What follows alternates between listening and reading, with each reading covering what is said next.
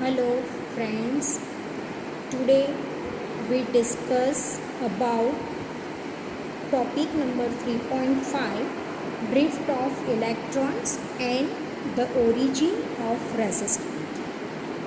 Now in last session we discussed about current, Ohm's law, current density and the relation between electric field and current density. Now, in this topic, today we have to discuss about drift velocity and origin of resistance. So, in conductor, we know that first three groups of element in our periodic table behaves like a conductor. Why they are known as conductor? Because we know that in first three group elements have 1, 2 or 3 electrons respectively in their outermost orbit. So the tendency of this element is to lose 1, 2 or 3 electrons and complete their octet. So if they lost 1, 2 or 3 electrons, then what happened? These electrons are now known as free electrons, and for current these free electrons are responsible. So when this element lost 1, 2 or 3 electron, then what happened? This element now convert into a positive ions, and these positive ions are arranged in a particular manner in conductor. But these positive ions are not in a steady position, but they are vibrating between their mean position like this way. Continuously they are vibrating like this way. So now what happened here? The electrons which is free, considered as a free, is moving randomly in this conductor.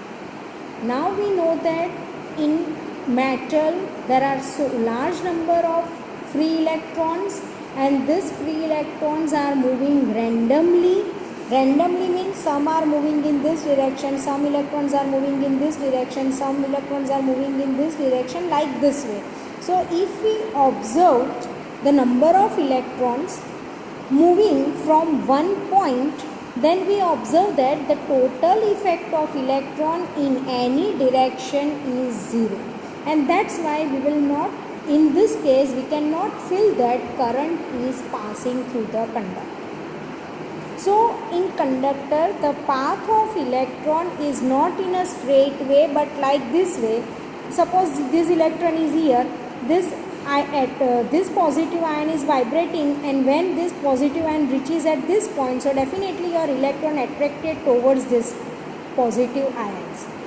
But what happened? It is continuously vibrating. So this ion moves this side, and suppose this ion is vibrating, so this electron is attracted towards this. So like this way, the path of electron is zigzag path, which is shown to you in your figure in textbook 3.3 on page number 97. So the path of electron is like this way, not a straight path. So and very large number of electrons are there. So if I find the average velocity, you know that average velocity means what? The velocity upon number of electrons. So the summation, that is average velocity of all the electrons, sorry, not average velocity, but sum of velocity of all the electrons divided by n, that is number of electron, it is always 0. I have already told you that why? Because the possibility of electron to move in all direction is same, nearly same. So the average velocity of electron is 0. Now if I apply electric field to this conductor, that is negative terminal of this conductor is connected with one terminal of conductor is connected with negative of the battery, and other terminal of the conductor is connected with positive of the battery. So then in this case what happened? We know that electron is negatively charged, so definitely the direction of electron is towards the positive terminal. But it is not necessary that electron is moving in a straight path like this way. But the direction of all the electron is towards the positive, but the path of electron is also zigzag path, not a straight path. But now in presence of electric field, the direction motion of all the electrons are in same direction. So in presence of electric field, we know that force exerts on electron. So force exerts on electron in presence of electric field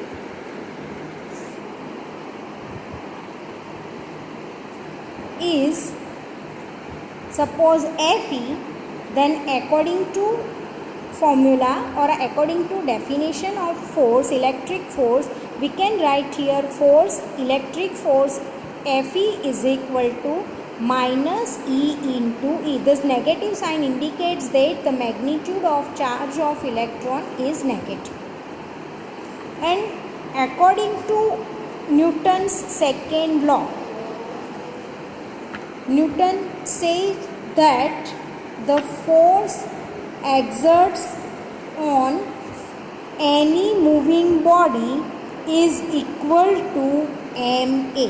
According to Newton's second law, force exerts on any moving body is Fe is equal to ma. So this force is nothing but the force exerts on electron due to presence of electric field. So comparing both of them, so here I can say that this electric force is nothing but according to Newton's second law ma. So now my equation becomes ma is equal to minus ee. So a can be written as minus ee upon m. Here your a is the acceleration of electron in electric field, E is the applied electric field, m is the mass of electron, and small e is the charge of electron. Right? The acceleration due to presence of electric field, acceleration of electron A is equal to minus E upon m. Now suppose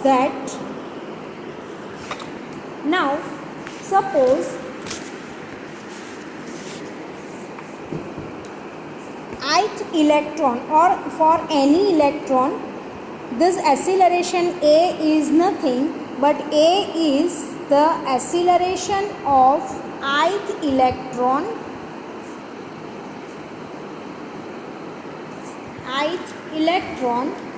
in time t, in given time t. So at time t, the acceleration of electron is A. Suppose after time t, the velocity of electron in time interval ti is capital Vi. Suppose after time t, in time duration ti, velocity of ith electron is capital Vi, then Vi can be written as velocity of electron at time t. What is Vi? That is the velocity of electron at time t plus A into Ti. See, we know that the formula for according to formula of acceleration is equal to velocity upon time.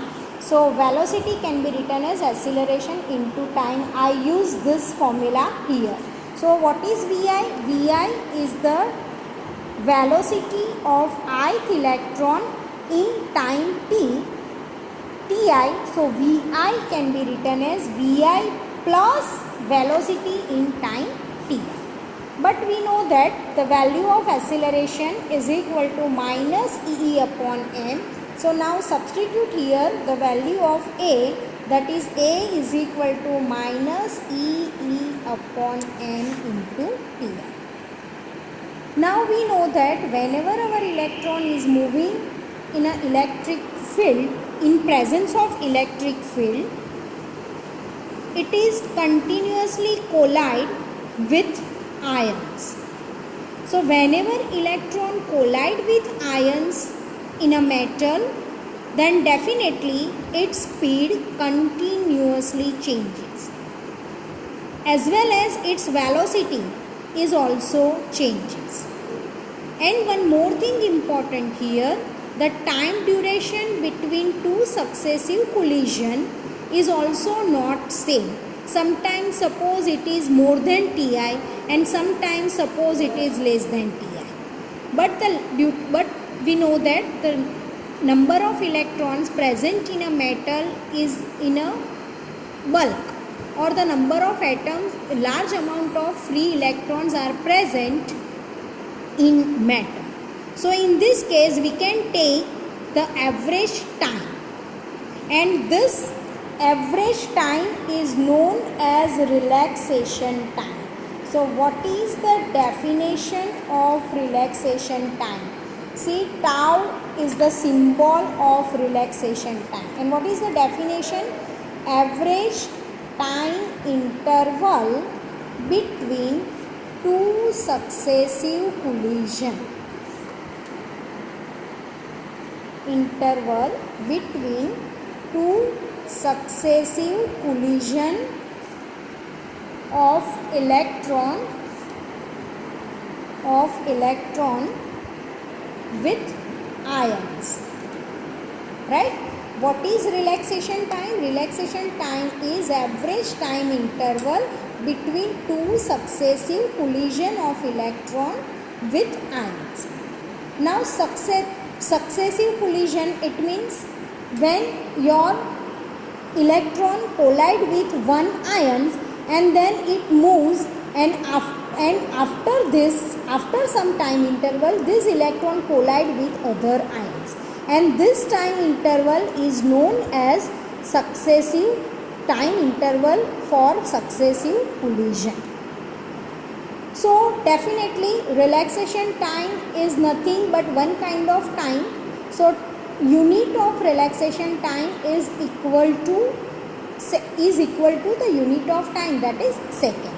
So now if I find the average value of velocity of electron at time Ti, then I can write here Vi average equal to Vi average. You know that what is this small Vi? This small Vi is the average velocity of electrons at time t minus E upon m into Ti average. So we have already discussed about this average velocity of electrons, that is average velocity of electrons is 0 according to equation 3.14. So instead of average Vi, I can write here 0, and average Ti is considered as a relaxation time tau. So instead of Ti, now I can substitute here tau. So E upon m into tau. Now what about this? That is the average velocity of electron between two successive collision, or a velocity of electron at time Ti. Then this velocity of electron in conductor is known as drift velocity. D is in suffix and this B is for drift. So Vd is known as drift velocity. right? So now our equation for drift velocity is Vd equal to minus Ee upon m into tau. Clear? Now what is this Vd? That is the velocity of electron between two successive collision, or another words we can say that the distance covered by an electron in presence of electric field in between two successive collision is known as drift velocity. So now see here, drift velocity Vd is equal to Ee upon m into tau. Here E is the charge of electron, constant. E is the electric field, applied electric field, it is also constant for a particular case. M, that is the mass of electron, is also constant, and tau, that is the time interval between two successive collision, is also we have taken constant. So from this we can say that is Vd, that is drift velocity, does not depend on time. Right? Drift velocity is independent of time. So we can say that our drift velocity does not depend on time. It is constant. We can consider it as a constant. I think it is clear in your mind that is what is drift velocity. Now we discuss one more important point, that is we derive here the equation for equation for temperature and resistance. So for this, now it is clear in your mind that is electron is moving in a conductor in presence of electric field is with constant velocity, and this velocity is considered as drift velocity Vd. So suppose here I select one conductors of cylindrical shape, cross sectional area of this conductor is AC.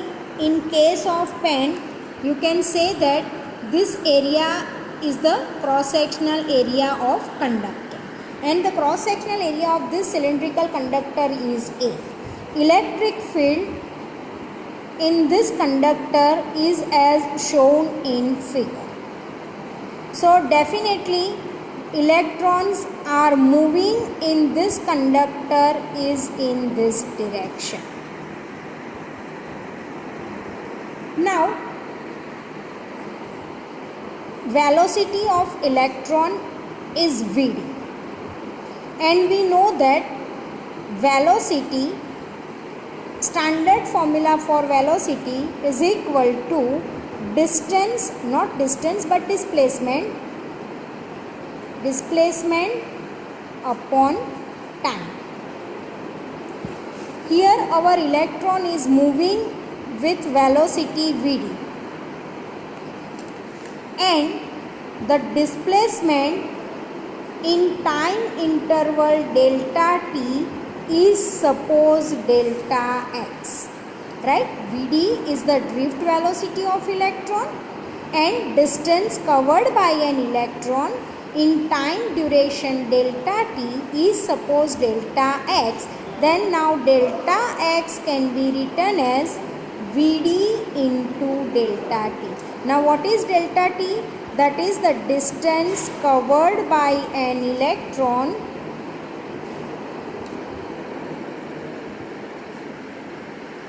in time interval delta t. What is the meaning of this? Suppose one electron enters in this conductor, and if we start our watch and measure the distance covered by your electron in time interval delta t, so suppose your electron covered this much distance in your conductor. So now we know that for current, not only the one electron is responsible, but more than one electron is moving in this conductor. So here we can say that in time interval delta t, suppose n number of electrons are enters in conductor in time duration delta t, and this electrons occupies this much volume in your conductor in time delta t. So we can say that the volume occupied by the conductor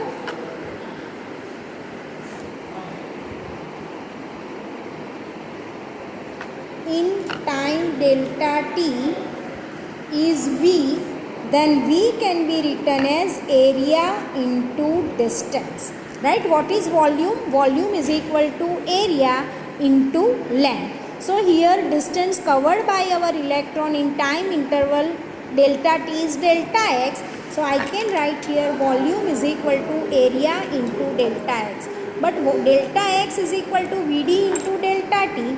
So I can write here A Vd into delta t. Suppose, so now I want to find the total number of electrons present in time interval delta t in our conductor. So I suppose that small n number of electrons present in unit volume, right? What is small n?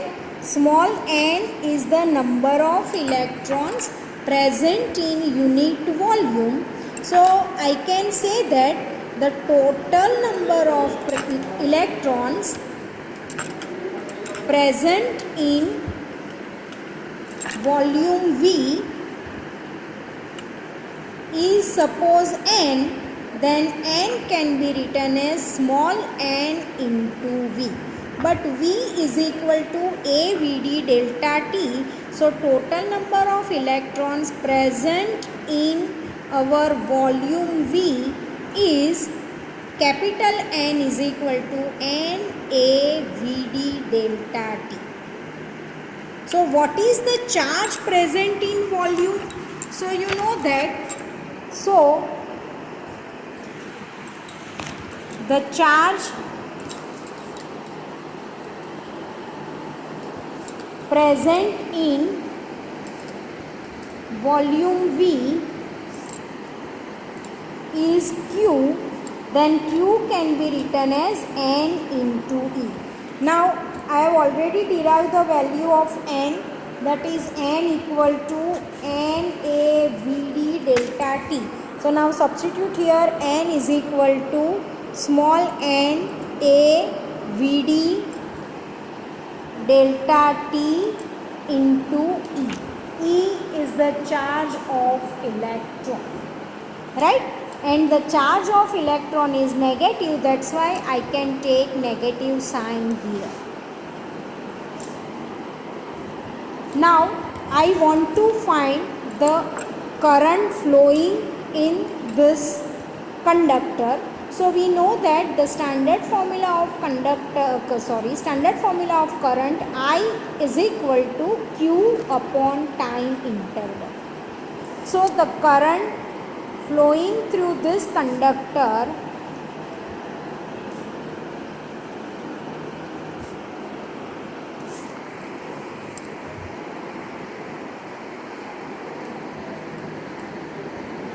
is suppose I, then I can be written as now I equal to Q upon delta T.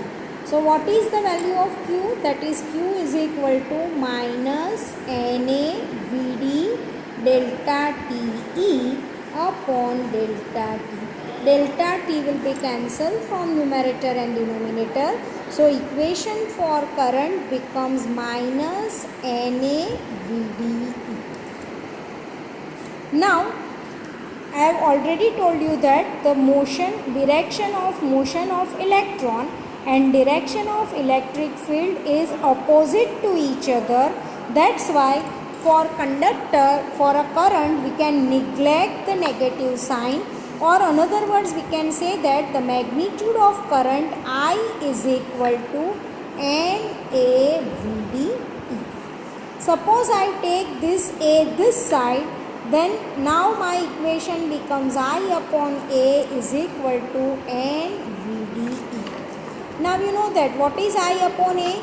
I upon A, that is current per unit area, and current per unit area is known as current density, right? That is current density, and symbol for current density is J. We have already discussed earlier.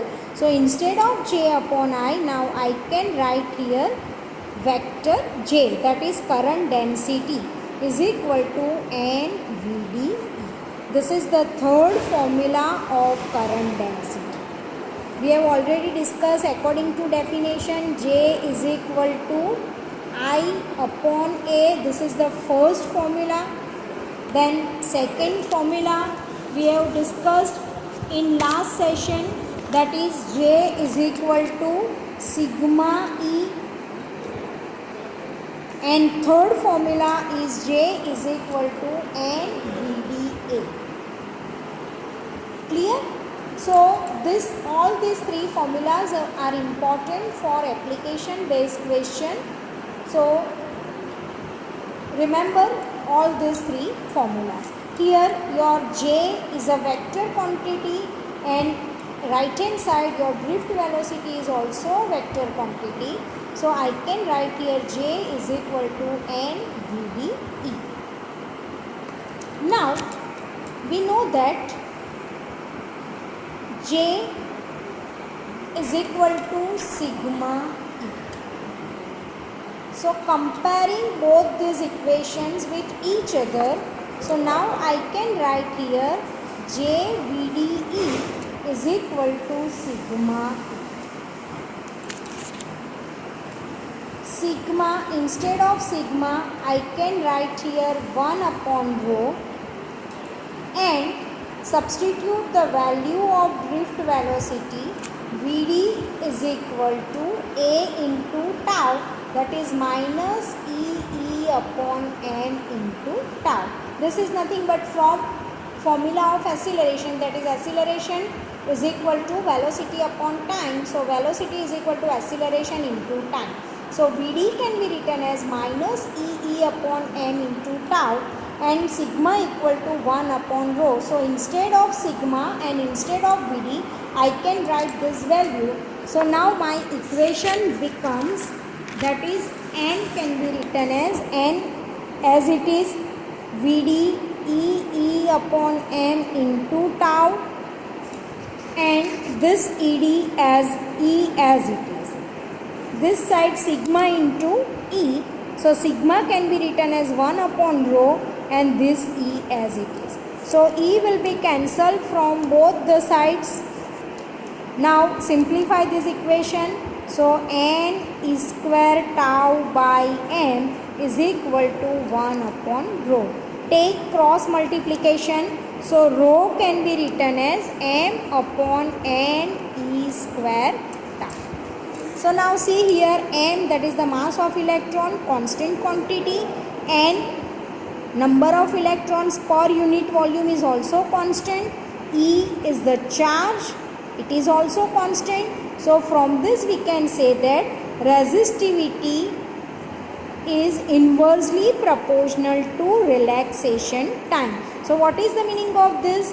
If resistivity increases, then what happened? Your relaxation time decreases, inversely proportion. Now what is the meaning of this relation? So now see here, suppose your relaxation time increases. Relaxation time increases. So what is the meaning of this? That is possibility of collision increases, tau increases, relaxation time increases, it means possibility of collision decreases. Right? Possibility of collision decreases. If possibility of collision decreases, then definitely the time duration between two successive collision increases. And in which position it is possible?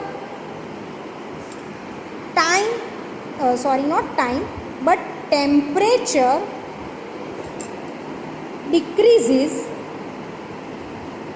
Then what happens? If temperature decreases, then possibility of collision decreases, and due to this, time between two successive collision increases. And if tau increases, then due to this, our resistivity decreases.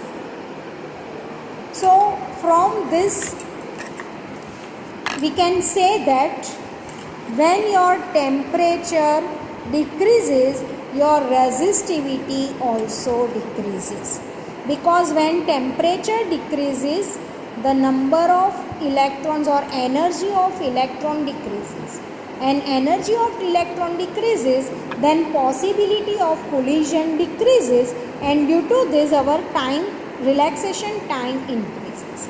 So from this we can say that if tau decreases, resistivity also decreases. If temperature increases, then what happens? Temperature increases means the energy of electron also increases, and due to increase of energy, the possibility of collision also increases.